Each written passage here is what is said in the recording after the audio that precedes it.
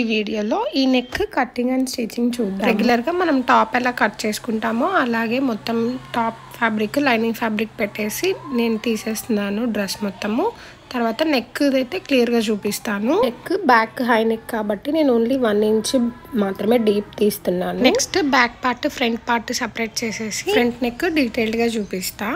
Back high neck కావాలి అని చెప్పి వీడియోలో నన్ను సబ్స్క్రైబర్స్ అడిగారు. సో అందుకోసం నేను దీనికి బ్యాక్ హై నెక్ పెట్టా.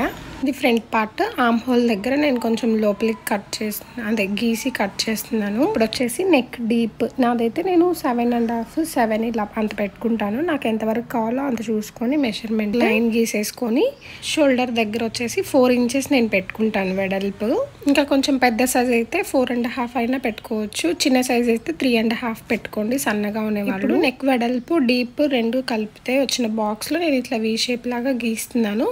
ఆ గీసిన దాన్ని నేను ఇట్లా రౌండ్ నాకు ఎంత డీప్ రౌండ్ కావాలో అంత డీప్ కట్ చేసుకొని మిగతాదంతా ఇలా ఓపెన్ పెట్టుకుంటున్నాను. అంటే కాలర్ ఇలా మనకు ఓపెన్ చేస్తే రావాలి కాబట్టి జస్ట్ అట్లా. చిన్నది ఉంది కదా అది వీ షేప్లో కట్ చేయకండి, జస్ట్ ఓపెన్ చేయండి. లైనింగ్కి టాప్ పార్ట్ ఇది అటాచ్ చేసిన తర్వాత నేను లైనింగ్ని కూడా ఓపెన్ చేస్తాను. ఇప్పుడైతే ఆర్మ్ హోల్ ఎక్సెస్ కూడా తీసేస్తున్నాను. ఇప్పుడు బ్యాక్ పార్ట్ హై నెక్ చూద్దాము.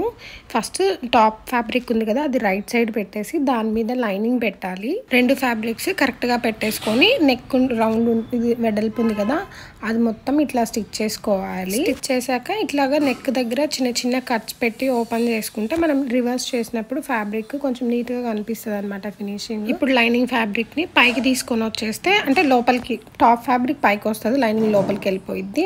సో పైన టాప్ ఫ్యాబ్రిక్ మీద స్టిచ్ పడకుండా ఇలా లైనింగ్ మీదే లోపల మనం 1/2 ఇంచ్ మీద స్టిచ్ చేసుకున్నాం కదా ఆ కొంచెం కూడా లైనింగ్ సైడ్ వెళ్ళిపోవాలి, మొత్తం లైనింగ్ కిందకి వెళ్ళిపోవాలి. నేను వీడియోలో చూపిస్తున్నాను కదా మీకు అర్థమవుతుంది. సో దాని మీద స్టిచ్ చేసుకుంటూ వెళ్ళిపోవడమే. బ్యాక్ హై నెక్ అయితే ఇంకా అంతే. ఇంకా మిగతా పార్ట్ అంతా లైనింగ్ టాప్ ఫ్యాబ్రిక్ ఇట్లాగా అటాచ్ చేసుకుంటూ జాయిన్ చేసేసుకోవడమే. అయితే ఫ్రంట్ పార్ట్ మనం దీన్ని ఏమి రివర్స్ చేయం కాబట్టి లైనింగ్ పెట్టేసి దాని మీద ఫ్యాబ్రిక్ రైట్ సైడ్ పెట్టాలి. నెక్ ఉంది కదా రౌండ్గా ఇట్లా స్టిచ్ చేసేసుకోవడమే. అంటే లైనింగ్ పార్ట్ పైన టాప్ ఫ్యాబ్రిక్ రెండు జాయిన్ చేసేసుకోవడమే. ఇంకా మొత్తము ఇట్లా కొంచెం లోపలికి ఉంది కదా ఆ లోపలికి మనం ఏదైతే చిన్న ఓపెన్ పెట్టుకున్నామో ఆ ఓపెన్ కూడా క్లోజ్ అయ్యేలాగా ఇట్లా నేను వీడియోలో చూపిస్తున్నట్టుగా ఇట్లా స్టిచ్ చేసుకోవడమే. నెక్ రౌండ్ అటాచ్ చేసుకునేటప్పుడే మిగతా ఫ్యాబ్రిక్ కూడా అంటే టాప్ నుంచి బాటమ్ వరకు లైనింగ్ టాప్ ఫ్యాబ్రిక్ అటాచ్ చేసుకుంటూ వెళ్ళిపోవాలి. ఇప్పుడు మనకు నచ్చిన కలర్ ఒక క్లాత్ తీసుకొని అంటే 10 ఇంచ్ లెంత్ డీప్ వెడల్పు వచ్చేసి ఒక 10 ఇంచెస్ అలా ఎక్కువ ఉన్నా పర్లేదు ఎక్కువ తీసేసుకొని ఇట్లా నేను చూపిస్తున్నాను కదా వీడియోలో ఫస్ట్ అది క్లాత్ పెట్టేసి తర్వాత మనం తీసుకున్నది టాప్ ఫ్రంట్ పార్ట్ ఉంటుంది కదా రాంగ్ సైడ్ పెట్టేయాలి. రాంగ్ సైడ్ పెట్టి ఈ నెక్ రౌండ్ ఇట్లా స్టిచ్ వేసుకోవాలి.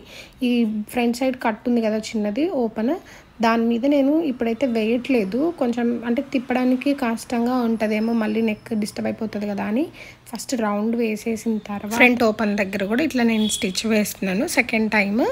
అంటే ఇప్పుడు మనకి ఈజీగా ఉంటుంది అనమాట, బిగినర్స్కి అయితే ఇంకా కొంచెం ఈజీగా ఉంటుంది. క్లాత్ పక్కకి వెళ్ళిపోకుండా పట్టుకోవడం. కలర్ ఎక్సెస్ క్లాత్ కట్ చేసుకున్నాక ఫ్రంట్ ఓపెన్ ఇప్పుడు కట్ చేస్తున్నాను. నెక్ రౌండ్ ఉంటుంది కదా ఇట్లా చిన్న చిన్న కట్స్ పెట్టుకుంటే మనం ఆ రెడ్ కలర్ ఫ్యాబ్రిక్ని ఇలా రివర్స్ చేసినప్పుడు మనకి నీట్గా వస్తుంది అనమాట ఫినిషింగ్. రివర్స్ చేసేస్తే ఫ్యాబ్రిక్ని పంపించేసి మెయిన్ టాప్ ఫ్యాబ్రిక్ పైకి ఇలా వస్తుంది కదా.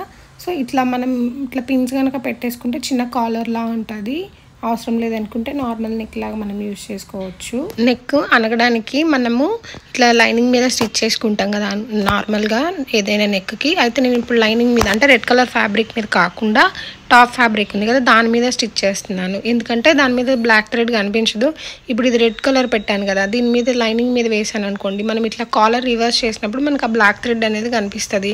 సో అప్పుడు కొంచెం ఫినిషింగ్ నీట్గా అనిపించదు అనమాట. ఓపెన్ ఉంది కదా దానికైతే నేను వేయలేదు అనగడానికి, ఓన్లీ రౌండ్ పార్ట్ మాత్రమే వేసాను అనమాట. ఆ రెడ్ కలర్ ఫ్యాబ్రిక్కి కదలకుండా లోపల సైడ్ మొత్తం టాప్ పార్ట్కి అటాచ్ చేసేసాను, అంతే అయిపోయింది.